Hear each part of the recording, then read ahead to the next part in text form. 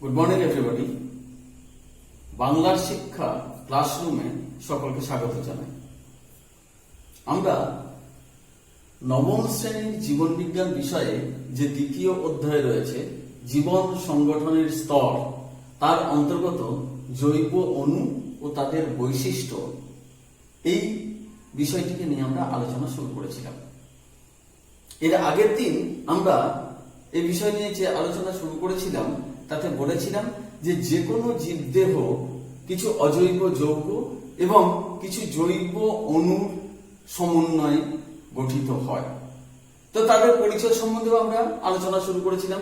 সেখানে আমরা অজৈব যৌগ হিসেবে জল, অ্যাসিড, ক্ষার, লবণ, বিভিন্ন গ্যাস ইত্যাদির পরিচয়গুলো সম্বন্ধে আলোচনা করেছিলাম, তাদের গুরুত্ব সম্বন্ধে আলোচনা করেছিলাম জীবদেহে।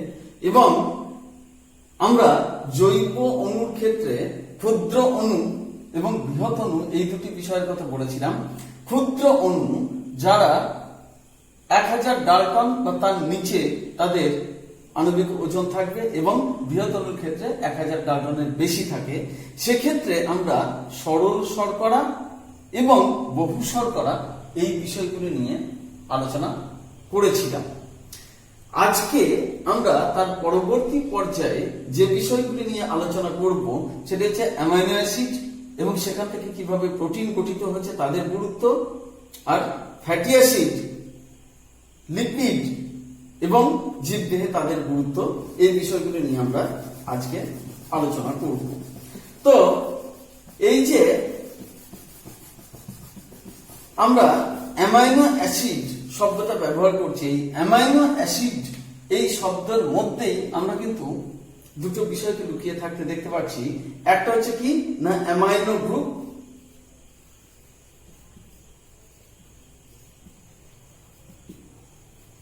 NH2, আরেকটা হচ্ছে কার্বক্সিল গ্রুপ।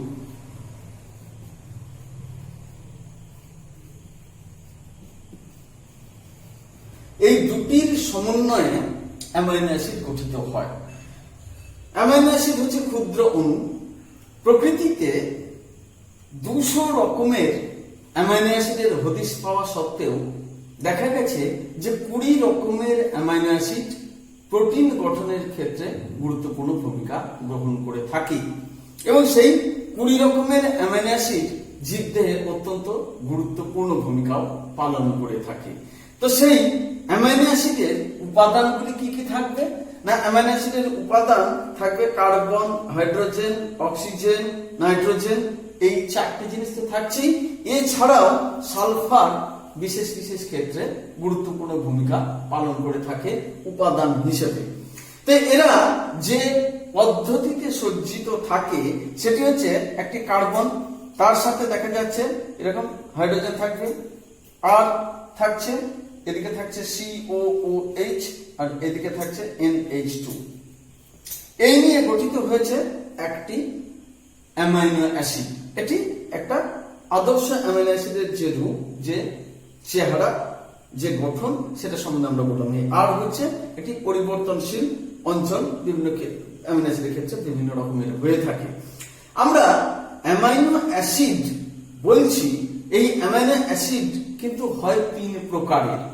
কিছু কিছু অ্যামাইনো অ্যাসিড আছে ক্ষারীয় প্রকৃতির, যেমন হচ্ছে আর্জিনিন, হিস্টিডিন ইত্যাদি। কিছু কিছু অ্যামাইনো অ্যাসিড আছে আম্লিক প্রকৃতির, যেমন হচ্ছে অ্যাসপার্টিক অ্যাসিড, গ্লুটামিক অ্যাসিড ইত্যাদি, সেগুলো হচ্ছে অ্যাসিডিক প্রকৃতির। আর কিছু অ্যামাইনো অ্যাসিড আছে যেগুলি হচ্ছে প্রশম প্রকৃতির। এই যে অ্যামাইনো অ্যাসিড, সেই অ্যামাইনো অ্যাসিডের মধ্যে আবার দুটো ভাগে তাদেরকে ভাগ করতে পারা যায়। একদল অ্যামাইনো অ্যাসিডকে বলা হচ্ছে অপরিহার্য অ্যামাইনো অ্যাসিড, অর্থাৎ এই যে 20 প্রকারের অ্যামাইনো অ্যাসিড রয়েছে, সেই 20 প্রকারের অ্যামাইনো অ্যাসিডকে দুটি ভাগে ভাগ করতে পারা যায়। তাদের মধ্যে 8টি অ্যামাইনো অ্যাসিডকে বলা হচ্ছে অপরিহার্য অ্যামাইনো অ্যাসিড। এই অপরিহার্য অ্যামাইনো অ্যাসিড বলার কারণ কি না, এই সমস্ত অ্যামাইনো অ্যাসিডগুলি দেহ গঠনের ক্ষেত্রে অর্থাৎ প্রোটিন গঠনের ক্ষেত্রে অত্যন্ত গুরুত্বপূর্ণ ভূমিকা পালন করে থাকে, কিন্তু সেগুলি দেহের মধ্যে সংশ্লেষিত হয় না। এগুলি বাইরে থেকে অর্থাৎ প্রকৃতি থেকে খাদ্য হিসেবে বা অন্য কোনো উপায়ে তাদেরকে সংগ্রহ করতে হয়। তো এই 8টি যে অ্যামিনো অ্যাসিড রয়েছে সেগুলি কি কি না, সেগুলি যে পরিচয় সেটা সম্বন্ধে আমরা একটু করে নিই।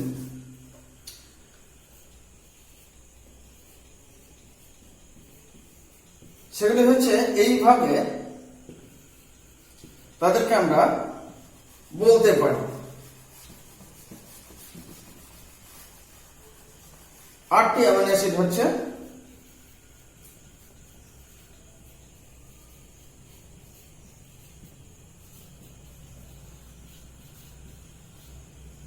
একটা ছন্দের মতো পদ্ধতিতে এটাকে মনে রাখা যেতে পারে। ফি3, মি3, ভ্যা, আইসো, লাইসি, লিউসি। এই 8টি অ্যামিনো অ্যাসিড কি কি না, ফিনাইল অ্যালানিন,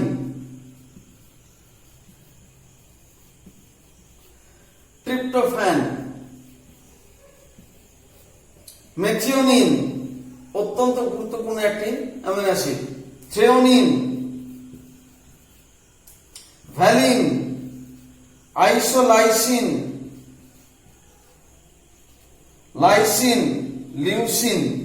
এই 8টি অ্যামিনো অ্যাসিড হচ্ছে অপরিহার্য অ্যামিনো অ্যাসিড এবং এই অপরিহার্য অ্যামিনো অ্যাসিডের উপস্থিতির উপর নির্ভর করে এই যে প্রোটিন, সেই প্রোটিনকে আমরা দুটি ভাগে ভাগ করতে পারি। এক দলকে বলা হচ্ছে প্রথম শ্রেণীর প্রোটিন, আরেক দলকে বলা হচ্ছে দ্বিতীয় শ্রেণীর প্রোটিন। অধিকাংশ প্রাণীজ প্রোটিনই হলো প্রথম শ্রেণীর প্রোটিন। কেন না, এই প্রথম শ্রেণীর প্রোটিনের মধ্যে অপরিহার্য অ্যামিনো অ্যাসিডের প্রায় সব কয়টি উপস্থিত থাকে, সেই জন্য তাদেরকে বলা হয় প্রথম শ্রেণীর প্রোটিন। প্রাণীজ প্রোটিনের ক্ষেত্রে প্রধানত এটিকে দেখতে পাওয়া যায়। আর উদ্ভিজ্জ প্রোটিন যেগুলি, সেগুলির মধ্যে এই অপরিহার্য অ্যামিনো অ্যাসিডের সব কয়টি উপস্থিত থাকে না, সেই জন্য তাকে বলা হয় দ্বিতীয় শ্রেণীর প্রোটিন। এখন এই যে অ্যামিনো অ্যাসিড, এই অ্যামিনো অ্যাসিডের যে গুরুত্ব রয়েছে সেটি কিরকম না, এটির ক্ষেত্রে দেখতে পাওয়া যাচ্ছে যে এই অ্যামিনো অ্যাসিড প্রধানত প্রোটিন সংশ্লেষের ক্ষেত্রেই কার্যকরী ভূমিকা গ্রহণ করে থাকে। এই 20 রকমের অ্যামিনো অ্যাসিড প্রকৃতিতে কিন্তু আলাদাভাবে সেরকম এতে পাওয়া যায় না, সবই কিন্তু প্রোটিন হিসেবে পাওয়া যায়। সেই প্রোটিন খাদ্য হিসেবে আমরা অর্থাৎ প্রাণীরা গ্রহণ করে থাকি। যারা তৃণভোজী প্রাণী তারা উদ্ভিদ থেকে সেটাকে গ্রহণ করছে, আমরা যারা সর্বভুক তারা উদ্ভিদ প্রাণী সকলের কাছ থেকে আমরা সেটাকে গ্রহণ করে থাকি। তারপর সেটাকে যখন পরিপাক করা হয় তখন ওই প্রোটিন বিশ্লিষ্ট হয়ে শেষ পদার্থ, অন্তর্জাত পদার্থ হিসাবে বিভিন্ন অ্যামিনো অ্যাসিড উৎপন্ন করে। সেই অ্যামিনো অ্যাসিড রক্তের সাথে মিশ্রিত হয়ে অ্যামিনো অ্যাসিড পুল বা অ্যামিনো অ্যাসিড ভান্ডার গঠন করছে এবং সেখান থেকেই প্রয়োজনীয় প্রোটিন সংশ্লেষের উপযোগী বিভিন্ন অ্যামিনো অ্যাসিড গুলিকে সংগ্রহ করে দেহ অর্থাৎ জীব দেহ বা জীব সেই সমস্ত প্রোটিন গুলিকে নিজের দেহে সংশ্লেষ করে তোলে। তো এই যে ব্যাপারটা হচ্ছে অ্যামিনো অ্যাসিড থেকে প্রোটিন কিভাবে গঠন হবে না, 20 রকমের অ্যামিনো অ্যাসিডের এই যে সমস্ত রয়েছে, ধরা গেল প্রথম মেথিওনিন, তারপরে হচ্ছে থ্রেওনিন, তারপর হচ্ছে ট্রিপ্টোফ্যান, তারপর ভ্যালিন, তারপর আইসোলাইসিন, তারপর লাইসিন, লিউসিন ইত্যাদি পরপর একটা শৃঙ্খল আকার গঠন করবে। একটা এরকম শৃঙ্খল আকার গঠন করছে, পরপর ভিন্ন ভিন্ন অ্যামিনো অ্যাসিড গুলি সংযুক্ত হয়ে এরকম একটা ব্যাপারকে গঠন করবে, অনেক লম্বা একটি শৃঙ্খল গঠন করলো। সেটা মেথিওনিন দিয়ে শুরু করলো, দিয়ে তারপর valine, tryptophan, tyrosine, aspartic acid, glutamic acid, histidine, arginine ইত্যাদি ইত্যাদি সবকিছু পরপর সংযুক্ত হলো, যে লম্বা একটা শৃঙ্খল গঠিত করলো। এই শৃঙ্খল গঠনের সময়তে আমরা আগের দিনে আলোচনা করেছিলাম যে এখানে আমরা দুটো গ্রুপ দেখেছিলাম, একটা হচ্ছে কি না NH2 দেখেছিলাম, আর একটা কি দেখেছিলাম না COOH গ্রুপ আমরা দেখেছিলাম, আর এটা হচ্ছে আর।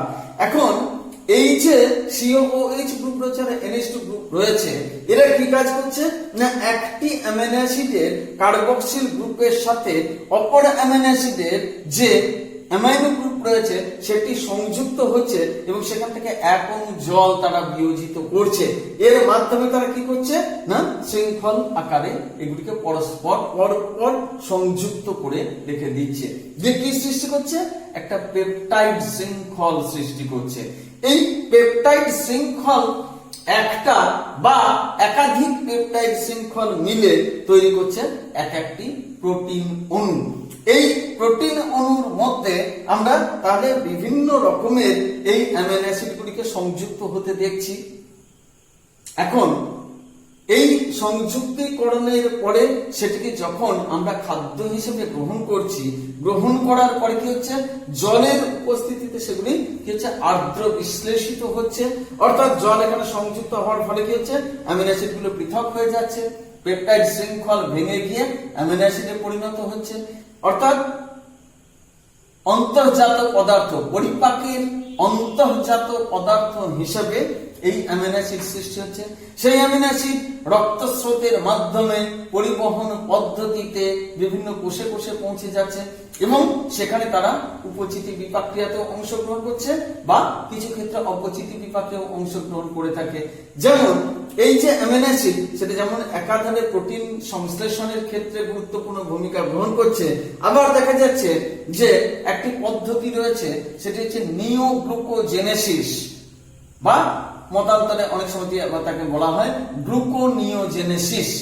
এই পদ্ধতিতে অশর্করা পদার্থ থেকে শর্করা উৎপন্ন হয়ে থাকে। সেক্ষেত্রে কি হচ্ছে না ডিঅ্যামাইনেশন পদ্ধতিতে এই অ্যামাইনো গ্রুপটি বিয়োজিত হয়ে যায় এবং যে অংশটি পড়ে থাকে সেখান থেকে শর্করা পদার্থ উৎপন্ন হতে পারে। এই পদ্ধতিকে বলা হচ্ছে বিপাক্রিয়া, এই পদ্ধতিকে বলা হচ্ছে নিওগ্লুকোজেনেসিস। এই পদ্ধতিতেও কিন্তু শর্করা পদার্থ উৎপন্ন হতে পারে। তো এই যে প্রোটিন উৎপন্ন হলো, সেই প্রোটিন কি কি কাজে লাগে আমাদের শরীরে? প্রোটিন বহু কাজে জীবদেহে ব্যবহৃত হয়ে থাকে, যার অন্যতম কতগুলি কথা আমি বলবো। এক নম্বর হচ্ছে কি না কোষ পর্দা, যেটা বা প্লাজমা পর্দা যেটার কথা আমরা বলে থাকি, সেটি সৃষ্টি করতে কাজে লাগে। আমরা রবার্টসনের ইউনিট মেমব্রেন মডেলের কথা জানি, যেখানে প্রোটিন লিপিড প্রোটিনের ত্রিস্তর আবরণের কথা বলা হয়েছে। যদিও পরবর্তীকালে আরো উন্নত যে সমস্ত মতবাদগুলি রয়েছে সেগুলির কথা বলা যায়, তবে যাই হোক না কেন সেক্ষেত্রে প্লাজমা পর্দায় আমরা প্রোটিন এবং লিপিড এই দুটির অত্যন্ত গুরুত্বপূর্ণ ভূমিকা আমরা দেখে থাকি। তাহলে এক নম্বর হচ্ছে কি না প্লাজমা পর্দা গঠনের ক্ষেত্রে এটি একটা গুরুত্বপূর্ণ ভূমিকা পালন করে থাকে এবং প্লাজমা পর্দাতে প্যাসেজ হিসেবে বিভিন্ন অণুর যে কোষের ভিতরে প্রবেশ এবং কোষ থেকে বাইরে যাওয়ার ক্ষেত্রে যে প্যাসেজ বা পাথওয়ে কথা বলা হয়, সেটাও কিন্তু এই প্রোটিন দ্বারা গঠিত হচ্ছে। দ্বিতীয়ত হচ্ছে যে কোষের যে সাইটোপ্লাজম রয়েছে, বিভিন্ন সাইটোপ্লাজমীয় যে অঙ্গাণুগুলো ইনক্লুশনস যেগুলো রয়েছে সেগুলোর যে গঠন, সেগুলোর ক্ষেত্রেও প্রোটিনের একটা গুরুত্বপূর্ণ ভূমিকা রয়েছে। অর্থাৎ কোষ গঠনের ক্ষেত্রে এটি একটি গুরুত্বপূর্ণ ভূমিকা পালন করে থাকে।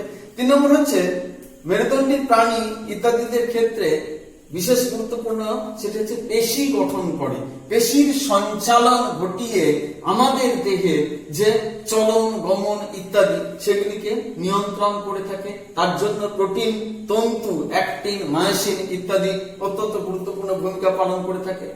এছাড়া অত্যন্ত গুরুত্বপূর্ণ বিষয় যেটা, সেটা হচ্ছে উৎসেচক। সেটা এককোষী থেকে শুরু করে বহুকোষী পর্যন্ত সকল প্রকার জীবে উৎসেচকের একটি অত্যন্ত গুরুত্বপূর্ণ ভূমিকা রয়েছে এবং এই উৎসেচক এই প্রোটিন ছাড়া গঠিত হতে পারে না। উৎসেচক সমস্ত ধরনের বিপাকীয় ক্রিয়াকলাপকে নিয়ন্ত্রণ করে থাকে এবং উৎসেচকের অভাবে কোষের কোনো বিপাক ক্রিয়ায় প্রায় সংগঠিত হতে পারবে না। তো উৎসেচকের প্রধান উপাদান একটি হচ্ছে প্রোটিন। আর কি রয়েছে হরমোন, সেটাও অত্যন্ত গুরুত্বপূর্ণ ব্যাপার। হরমোন উদ্ভিদ এবং প্রাণী উভয় দেহেই হরমোন গুরুত্বপূর্ণ ভূমিকা পালন করে থাকে এবং হরমোনের প্রধান উপাদান হচ্ছে প্রোটিন, সেটাও আমরা দেখতে পাচ্ছি। এছাড়া রয়েছে ইমিউনিটি সিস্টেম যেটা রয়েছে, অর্থাৎ অনাক্রম্যতন্ত্র। তার প্রধান উপাদান যেটা সেটা হচ্ছে ইমিউনোগ্লোবিউলিন। ইমিউনোগ্লোবিউলিন যেটা রয়েছে সেই ইমিউনোগ্লোবিউলিন উৎপাদনের ক্ষেত্রে এটি একটি গুরুত্বপূর্ণ ভূমিকা পালন করে থাকে। Immunoglobulin IgG, IGA, IgM, আইজিডি, IgE এই যে সমস্ত বিষয়গুলো রয়েছে এই বস্তুগুলি উৎপাদনের ক্ষেত্রে প্রোটিন গুরুত্বপূর্ণ ভূমিকা পালন করে থাকে। এছাড়া প্রোটিনের দহনের ফলে প্রোটিনের একটা ক্যালোরিফিক ভ্যালু রয়েছে 4.1 কিলো ক্যালোরি প্রতি গ্রাম প্রোটিন দহনের ফলে উৎপন্ন হতে পারে, সুতরাং সেটারও একটা গুরুত্বপূর্ণ ভূমিকা রয়েছে। এই এত কিছু বিষয়গুলি প্রোটিনের মাধ্যমে আমরা পেয়ে থাকি। তো এই প্রোটিন সেই জন্য জীবদেহে অত্যন্ত গুরুত্বপূর্ণ একটি উপাদান হিসেবে থেকে যাচ্ছে। আমরা এই বিষয়টাকে সেইভাবে আমরা দেখতে পাচ্ছি। এছাড়া কোলাজেন প্রোটিন ডেনড্রন, তরুণাস্থি ও হাড়ের দৃঢ়তা প্রদান করে থাকে। এগুলো সব গেল অ্যামিনো অ্যাসিড এবং ক্ষুদ্র অণু হিসেবে অ্যামিনো অ্যাসিডের পরিচয় পেলাম এবং বৃহৎ অণু হিসেবে অ্যামিনো অ্যাসিড থেকে প্রোটিন যেভাবে সংশ্লেষিত হচ্ছে এবং তার যে গুরুত্ব জীবদেহে রয়েছে সেই বিষয়গুলি সম্বন্ধে আমরা জানতে পারছি। এরপর আমরা যেটা আসবো সেটা হচ্ছে ফ্যাটি অ্যাসিড এবং লিপিড। এদের যে গুরুত্ব, এদের যে পরিচয় সেই বিষয়টা সম্বন্ধে আমরা একটু আলোচনা করে নেব। ফ্যাটি অ্যাসিড, এই ফ্যাটি অ্যাসিড বিষয়টা দেখা যাচ্ছে যে ফ্যাটি অ্যাসিড থেকে লিপিড গঠিত হচ্ছে। আমরা আগের দিন আলোচনা করেছিলাম অ্যাসিড এবং ক্ষারের বিক্রিয়ার ফলে লবণ এবং জল উৎপন্ন হয়। তো ফ্যাটি অ্যাসিড এবং অ্যালকোহল অর্থাৎ গ্লিসারলের সমন্বয়ে, ফ্যাটি অ্যাসিড প্লাস গ্লিসারল এদের সমন্বয়ে, এদের রিঅ্যাকশনের ফলে যেটা দেখতে পাওয়া যাচ্ছে কি তৈরি হচ্ছে না লিপিড তৈরি হচ্ছে, লিপিড গঠিত হচ্ছে। Fatty acid plus glycerol lipid গঠিত হচ্ছে। এক্ষেত্রে দেখা যাচ্ছে যে এই লিপিড সেটি আবার আমরা এই ফ্যাটি অ্যাসিড গুলির 3 অণু ফ্যাটি অ্যাসিড 1 অণু গ্লিসারলের সাথে সংযুক্ত হয়ে একটি এস্টার বলা হচ্ছে তাকে, সেই এস্টার লিপিড গঠন করছে। 1 অণু গ্লিসারলের সাথে 3 অণু ফ্যাটি অ্যাসিড ম্যাক্সিমাম এটি সংযুক্ত হতে পারে, সেই জন্য তাকে অনেক সময় ট্রাইগ্লিসারাইড বা ট্রাইগ্লিসারল ইত্যাদি ফ্যাটি অ্যাসিড ইত্যাদি নামেও অনেক সময় অভিহিত করা হয়ে থাকে। তো এই লিপিড হচ্ছে 2 প্রকারের আমরা বলতে পারি, একটা হচ্ছে সরল লিপিড আর একটি হচ্ছে যৌগিক লিপিড। ঠিক একইভাবে যেমন হচ্ছে এই যে প্রোটিনের সম্বন্ধে যে কথাটা বলা হয়নি সেটা হচ্ছে প্রোটিনের আমরা 3টে ভাগে তাদেরকে ভাগ করতে পারি। একটিকে বলা হচ্ছে সরল প্রোটিন, আরেকটিকে বলা হচ্ছে যুগ্ম প্রোটিন, আরেকটিকে বলা হচ্ছে লব্ধ প্রোটিন। এই 3 প্রকারে প্রোটিনকে ভাগ করা যায়। একটু পিছিয়ে গিয়ে এই বিষয়টাকে একটু বলে নেওয়া দরকার। ওটা প্রোটিন, সরল প্রোটিন কাদেরকে বলবো না যে প্রোটিন অণু বিশ্লিষ্ট করলে কেবলমাত্র অ্যামাইনো অ্যাসিড পাওয়া যাবে তাদেরকে বলবো আমরা সরল প্রোটিন। আর অনেক সময় দেখা যায় যে অ্যামাইনো অ্যাসিড এবং অন্যান্য অপ্রোটিন বস্তু সংযুক্ত হয়ে প্রোটিন গঠন করছে। যেমন কি না যেমন হচ্ছে হিমোগ্লোবিন। সরল প্রোটিন যেমন হচ্ছে প্রোটামিন ইত্যাদি, সেরকম দেখা যাচ্ছে যে যুগ্ম প্রোটিন রয়েছে। এই যুগ্ম প্রোটিন কি জিনিস না যুগ্ম প্রোটিন হচ্ছে অপ্রোটিন বস্তু তার সাথে যুক্ত থাকবে। যেমন উদাহরণ হিসেবে বলা যেতে পারে হিমোগ্লোবিন, হিমোসায়ানিন ইত্যাদি। হিমোগ্লোবিন এর মধ্যে 2টো পার্ট আমরা পাচ্ছি। এই যে হিম অংশ সেটাকে বলা হচ্ছে লৌহ গঠিত অংশ, আর গ্লোবিন অংশ যেটা রয়েছে সেটাকে বলা হচ্ছে প্রোটিন। লৌহ এবং প্রোটিন সংযুক্ত হয়ে একটি যুগ্ম প্রোটিন গঠন করছে, দ্যাট ইজ কল্ড হিমোগ্লোবিন। এর গুরুত্ব আমরা জানি, আমাদের শরীরে রক্তে উপস্থিত থাকছে এবং সেটি শ্বাস বায়ু পরিবহন তার ক্ষেত্রে গুরুত্বপূর্ণ ভূমিকা গ্রহণ করে থাকে। একইভাবে হিমোসায়ানিন থাকে, সেটি হচ্ছে তাম্র গঠিত একটি প্রোটিন। সেটিও কবচী শ্রেণীর প্রাণী যারা রয়েছে তাদের ক্ষেত্রে দেখতে পাওয়া যায় যে সেটি কি করছে না শ্বাস বায়ু পরিবহনের ক্ষেত্রে গুরুত্বপূর্ণ ভূমিকা গ্রহণ করে থাকে। এছাড়া কি রয়েছে না লব্ধ প্রোটিন। লব্ধ প্রোটিন কি বলবো না এই সরল প্রোটিন বা যুগ্ম প্রোটিন যখন বিশ্লিষ্ট হয়ে যখন সেটি পরিপাকের ক্ষেত্রে আর্দ্র বিশ্লেষণ যখন ঘটছে, তখন মধ্যবর্তী বা অন্তর্বর্তী পর্যায়ে যে সমস্ত প্রোটিনগুলিকে পাওয়া যাচ্ছে তাদেরকে বলবো আমরা লব্ধ প্রোটিন। যেমন হচ্ছে পেপটন, প্রোটিওজ, পেপটাইড ইত্যাদি। এই মধ্যবর্তী বা অন্তর্বর্তী পর্যায়ের যে প্রোডাক্ট গুলোকে আমরা পাচ্ছি তাদেরকে বলছি আমরা লব্ধ প্রোটিন। ঠিক একইভাবে এই যে আমাদের যে ফ্যাটি অ্যাসিড এবং গ্লিসারলের সমন্বয়ে যে লিপিড গঠিত হয়েছে, সেই লিপিডের ক্ষেত্রেও আমরা দুটি ভাগ দেখতে পাচ্ছি। একটিকে বলা হচ্ছে সরল লিপিড, আরেকটিকে বলা হচ্ছে যৌগিক লিপিড। সরল লিপিড কি না, যেটাকে বিশ্লিষ্ট করলে ফ্যাটি অ্যাসিড এবং গ্লিসারলই পাওয়া যাবে, অন্য কোনো বস্তু পাওয়া যাচ্ছে না, তাদেরকে বলবো আমরা সরল লিপিড। কিন্তু কিছু কিছু ক্ষেত্রে লিপিডের সাথে অন্যান্য বস্তু যুক্ত থাকছে, যেমন হচ্ছে ফসফোলিপিড, অর্থাৎ এর সাথে ফসফরাস যদি যুক্ত থাকে, সালফোলিপিড, সালফার যুক্ত থাকছে, গ্লাইকোলিপিড অর্থাৎ শর্করা পদার্থ তার সাথে যুক্ত রয়েছে, সেই হিসেবে তাকে বলা হচ্ছে কি না গ্লাইকোলিপিড। এইভাবে যুগ্ম লিপিডের ব্যাপারটাকে আমরা দেখতে পাচ্ছি।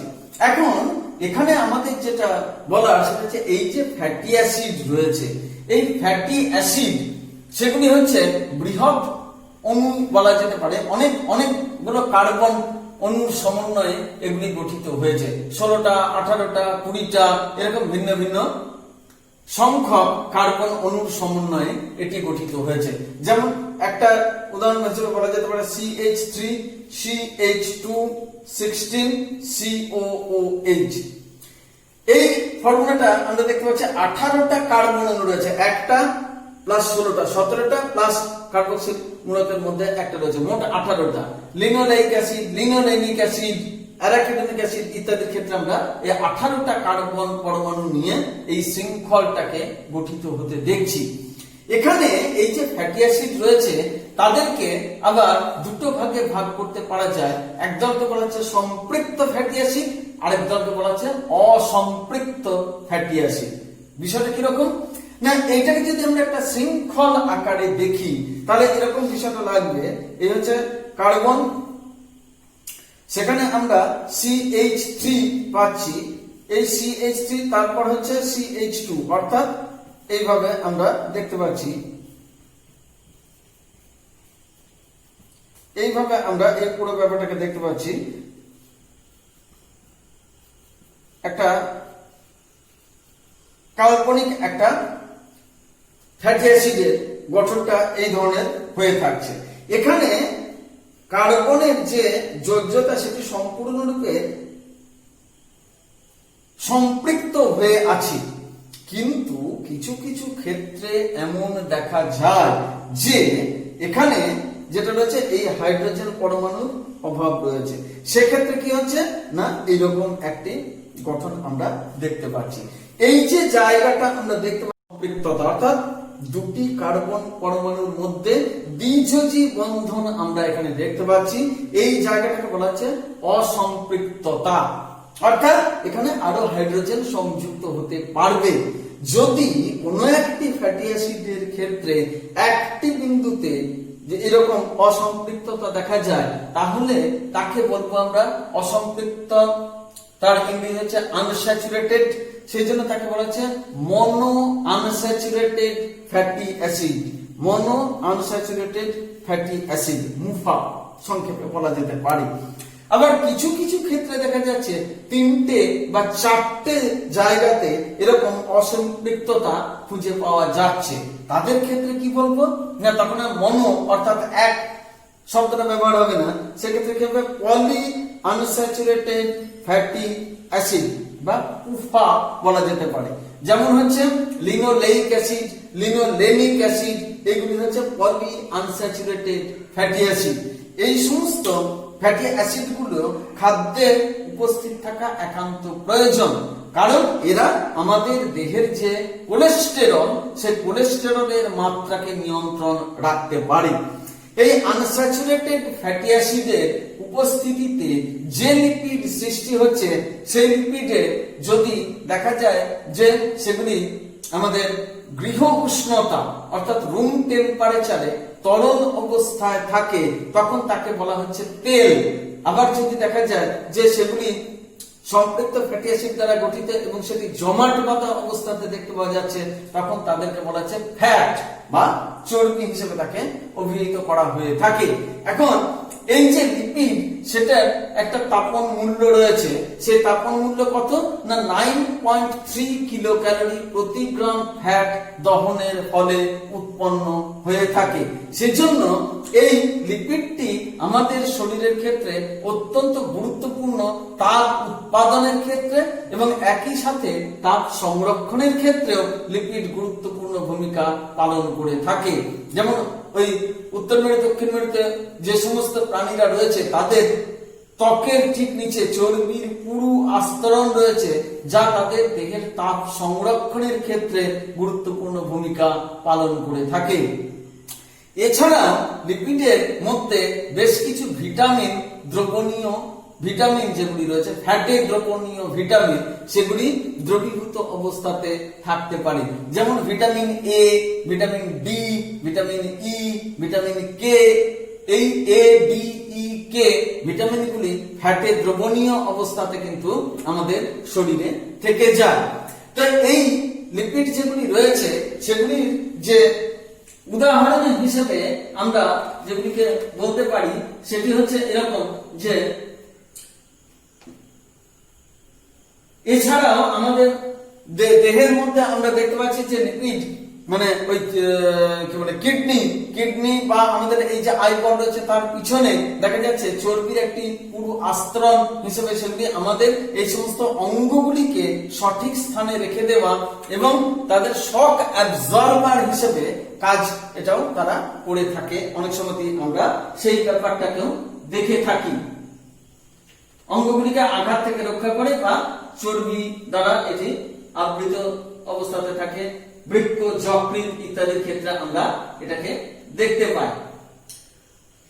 এটা গেল মোটামুটি ভাবে আমাদের যে লিপিড সম্পর্কিত যে সমস্ত বিষয়গুলি রয়েছে তাদের সম্বন্ধে কতগুলি কথা আমরা বললাম। এছাড়া রয়েছে স্টেরয়েড যে হরমোনটি রয়েছে সেই হরমোনের স্টেরয়েড যে বস্তুটি রয়েছে সেটি হচ্ছে এই ফ্যাটেরই একটি লব্ধ ফ্যাট হিসেবে তাকে অভিহিত করা যেতে পারে এবং সেই স্টেরয়েডের একটি ভাগ হচ্ছে একটি রকম হচ্ছে কোলেস্টেরল যা আমাদের শরীরে থাকে এবং সেই কোলেস্টেরল নির্দিষ্ট মাত্রা অতিক্রম করলে আমাদের শরীরে বিভিন্ন ধরনের গোলযোগ লক্ষ্য করা যায়।